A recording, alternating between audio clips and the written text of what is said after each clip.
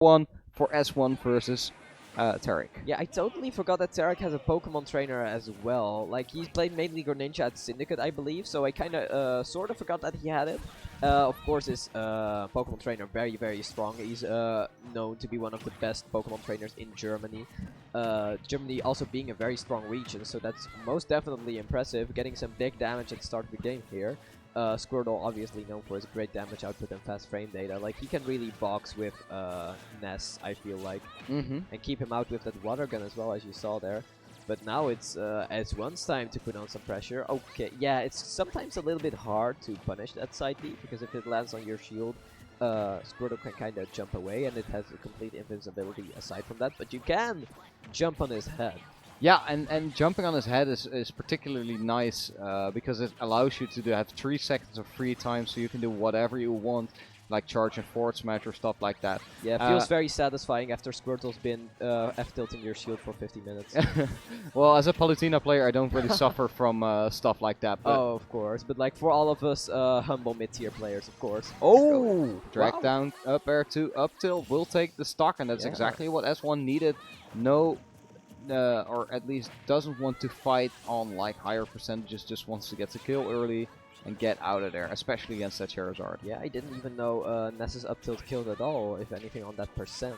Like, I've been hearing a lot of complaints from Ness players, S1 as well, about his new up air, because it's very inconsistent, people tend to fall out of it, but it also gives you some pretty nasty confirms, so that's at least a little bit of a nice trade-off. As long as it drag downs to do back throw, it's a pretty good move. Yeah, exactly. Like, it can combo into all kinds of kill moves, which is very, very good. Also, are we gonna... okay, yeah. So, like, S1 tends to use the up B into himself a lot to kind of catch people off guard and kill them very, very early, which is always fun to see. Like, that's really a trademark S1 move, I feel like. Okay. Oh, wow, the back air killing pretty early, mid-stage as well. Obviously, Charizard, no. That back air stole more games off me than anything else. Charizard is just... I can imagine. The back air is such a great tool. It's very strong. The sweet spot kills at like 30. Yeah. Getting back thrown into back air is definitely the worst feeling. Oh yeah, I remember when I believe Puppet did that to Samsora and killed him at like 30. Yeah. Which was crazy. Yeah, at this point it's mostly S1 story so far. Tarik getting some good hits in with the Squirtle, but he needs... though. That was a great confirm. Down air? Oh, he misses the down air, gets PK rocketed for his troubles. Yeah, thankfully doesn't get reverse edge guarded though, and Tarik manages to get some damage on the board, find his footing. This is very much not a lost game for him yet. Like, if he can get some good pressure here off stage, maybe a down air or something, okay, yeah. He could, Oh, I find it very interesting he tends to reflect those with the F smash, because it's kind of slow, right? But I guess from a distance it's not much of a commitment. It's slow, it's not much of a commitment, and it actually deals a nice considerable amount of damage. It's like 16%, so that's pretty good. Yeah, it makes projectiles much stronger. That's not gonna kill. Oh, it is gonna kill. Okay, I'm just used to that move, like, never killing, because with the right DI, you just live until, like, 160 if there's no platform. But there was a platform. And I forgot that, yeah, Ness is pretty light, like, relatively, so I mean, I shouldn't be too surprised he was at like 140, but like still, I tend to hear so many complaints about Charizard's up smash, especially from a certain Swede, which is like, again, very justified in some ways, because there's this like specific angle it sends in, right, which a lot of moves have, where if you DI it specifically, it just doesn't kill. I'm gonna interrupt you there, Alphen, because slowly but surely Tarik has started to take a strangle over this game, stranglehold, and S1 is really struggling to get those hits in, and even gets the up smash, but it doesn't kill just yet. Okay, yeah, Tarik was very close to getting the kill there, making a little bit of a comeback, so it might be very big for him if he takes the stock right here. He obviously is in Charizard's mode right now. He has that back throw and that back air to kill very early, because I believe Charizard's forward throw and back throw are much stronger now, but S1 getting the final hit he needs and taking game 1 after slipping a little bit with his lead. Yeah, but if this is the kind of games we're going to see, then this could really go either way this entire set. So far, S1 up 1-0, so that's a good start. Yeah, and Tarik was very close to making a comeback as well, so I kind of doubt he's going to switch his character. I feel like he feels comfortable enough with Pokemon Trainer 4 now, but I got this strange suspicion that S1 might adapt to it a little bit faster than we might be used to from it. Right, I was low-key expecting the wolf from S1 maybe, but Oh yeah, he's going to stick to the Ness. Yeah, because he has a great wolf as well, right? I believe Muck specifically called him one of the best wolves in Europe. I think #2 after Orion, which is a very big title. But I believe Muck, he's a very, very smart guy. So that could definitely be a great option here as well if S1 feels like the Ness might not be consistent enough here. But for now, it's working out pretty well, I would say. It is working out pretty well, gets game #1, but Tarik is not done just yet. Gets a couple of hits, that's 40%, and yeah, that's kind of the Squirrel story, you know? Getting every single hit in, racking up the damage early, and then switching to Ivysaur. Yeah, especially when that Ivysaur is very effective in this matchup as well, with those huge hitboxes and projectiles that Ness struggles with a little bit. Like, I think, it's a well-known fact since Smash 4 that Ness has a little bit of trouble dealing with characters that have big hitboxes and going so far off stage to get the down air. Tarik taking stock #1 quite quickly with not that much percent racked onto him, honestly. Like, he could definitely build a very nice lead here for the rest of this set, or the game at least. Here's the thing, I don't think that Ivysaur is particularly good in this matchup or anything. I just think that Ivysaur is like okay-ish, but he does have the tools to deal with Ness. Yeah, I'm not sure, like, I'm just seeing, like, big hitboxes, and I've heard that Ness has a lot of trouble dealing with it. But then again, Ivysaur is a little bit slow, right? I think you're right, but Ivysaur is indeed a little bit slow. Has some troubles with his... Well, he's a little bit of a chunky boy, right? Yeah, fact. Yeah, so he gets hit easier by all Ness's shenanigans. And wow, I'm surprised that killed. He was at, like, 100 after the hit. I think that was not the best DI from S1 right there. Yeah, but like I guess he didn't expect to be hit there because Tarik dropped off that platform quite quickly, like reacting very quickly to that situation. So it makes sense that he got caught off guard a bit. Oh, great punish with the PK fire there. And that's, couldn't punish that in time. Uh-oh. Good conversion. It's oh wow. The back throw is gonna take it, but this game is way more Tarik favored. Yeah, like, it's not even close. Yeah, no, I mean, I just noticed that he has a full stock lead. I thought it was even for a little bit. But yeah, like both players have been getting their confirms, but Tarik has been landing them a little bit more, giving them that huge damage that he really doesn't need against Ness.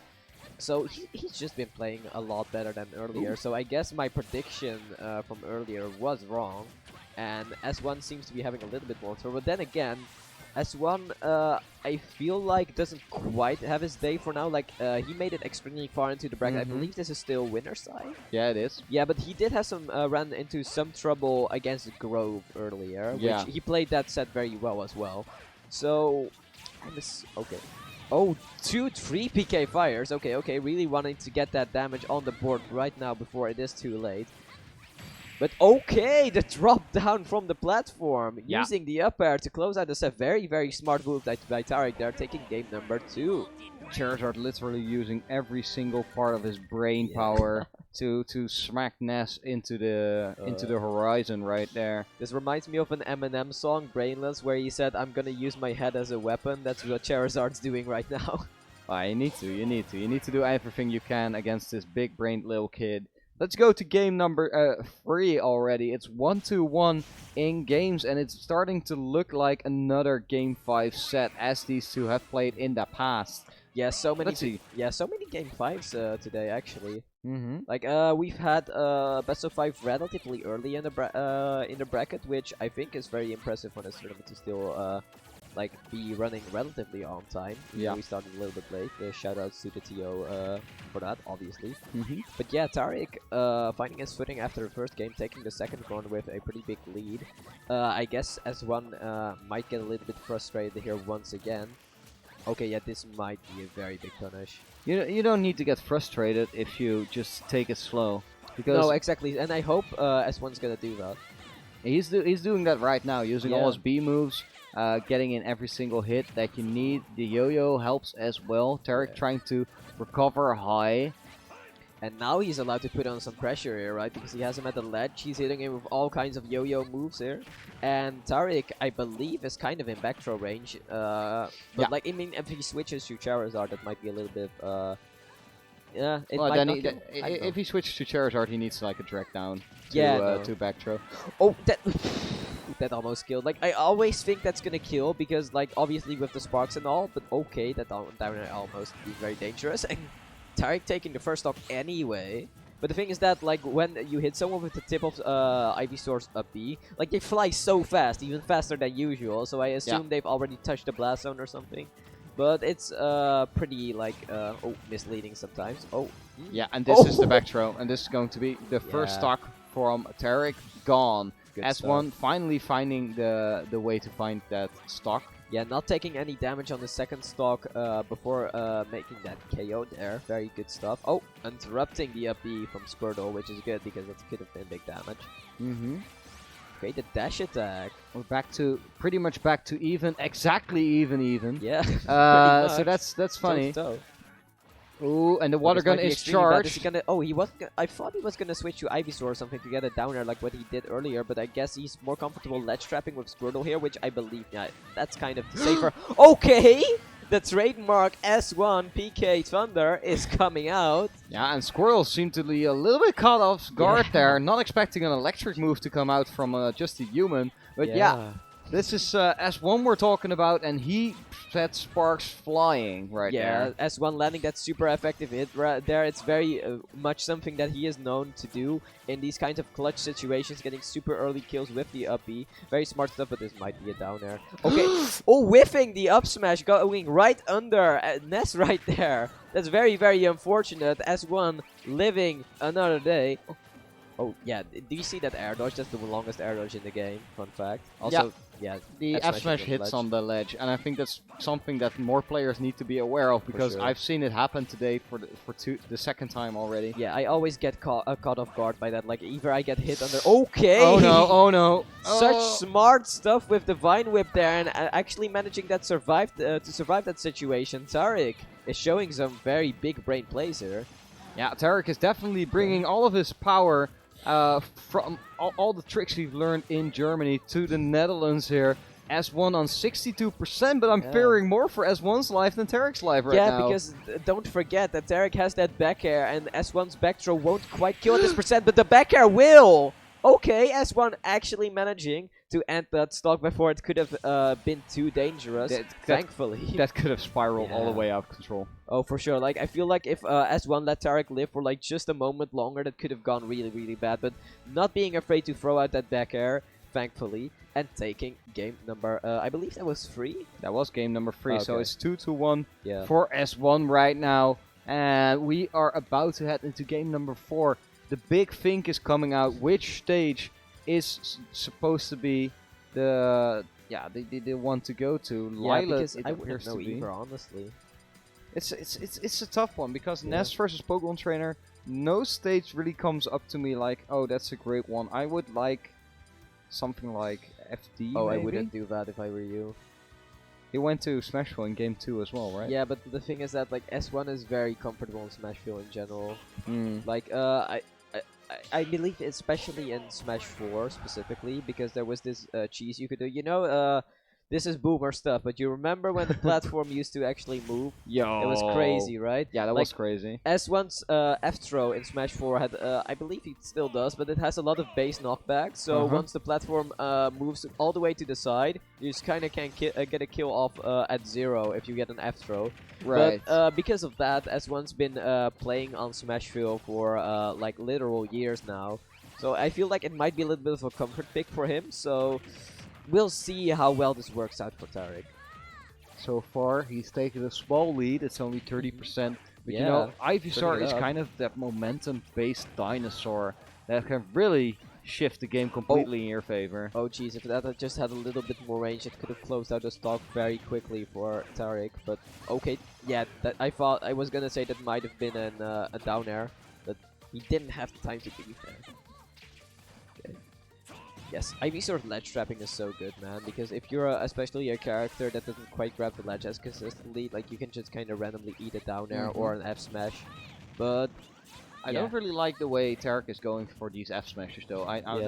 They after that F smash that hit on ledge, they haven't really been working out so far. No, exactly. They seem a little bit desperate, wanting to get the lead there, and this, that is gonna kill quite easily as well. I think he's a little bit afraid of S1's momentum building too hard, which Tarik himself likes to have his momentum. Oh no way! Okay, he grabs the ledge, thank God. Oh my God, that could have been really, really bad. Like, getting killed that early might just change the entire game's flow. Yeah. Jesus. S1 getting the PK scary. fire, Oh, but just Tarik, out of it. Tarik is one step ahead, gets the up air or the up B, and gets the kill there. Jeez, okay. Flying out of there. Yeah, he reacted to that situation very quickly. I guess Charizard's up B is pretty good against certain multi-hits if he has the time to do it, and it can really catch people off guard. Because when ever... Oh jeez. Oh, watch out. Because whenever Charizard's up B armors through some kind of move, like he stops a little bit, right? So it's hard to see that he's even doing it at all. So reacting to it can be a little bit difficult. Really ended up helping him there. But now he's in a pretty bad position. Okay, armoring through that as well, and through that. Well, that was invisibility, but still. Yeah, the get-up attack was a great move from Tarik there, because the pressure there was very big with all the moves flying around and S1 throwing out the yo-yo. Any other option, you probably would have died. The back throw's not going to take it just yet. Charizard is quite a heavy boy. Oh, what? Okay. The PK Flash went through the Flare Blitz. Yeah, and I thought he still had armor, but I guess not. PK Flash being the MVP there.